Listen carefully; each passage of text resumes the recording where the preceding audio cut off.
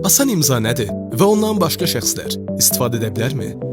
Asan imza bütün elektron xidmətlərə daxil olan və rəqəmsal imza edən zaman şəxsiyyəti təsdiqləmək üçün vətəndaşın mobil identifikasiya vasitəsidir. Qanunvericiliyə əsasən elektron imza yalnız öz sahibinə məxsusdur. Elektron imza sahibi onun qorunmasına cavabdehdir və digər şəxslər tərəfindən istifadəsinə yol verməməlidir. Asan imzadan başqa şəxslərin istifadəsi nə ilə nəticələnə bilər?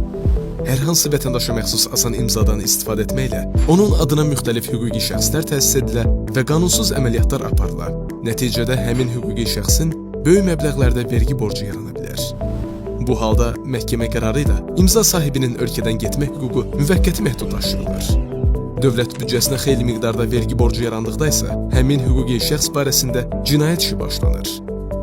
Vətəndaşlara məxsus asan imza ilə yerinə yetirilmiş bütün əməliyyatların hüquqi nəticələrinə görə asan imza sahibləri məsuliyyət daşıyırlar. Unutmayın, digər şəxslərə etibar edilən asan imza üçüncü şəxslər vasitəsilə qanunsuz fəaliyyətin həyata keçirilməsi ilə nəticələnər və bu da vətəndaşı hüquqi məsuliyyətin subyektinə çevirə bilər. İqtisadiyyat Nazirliyi yanında Dövlət Vergi Xidməti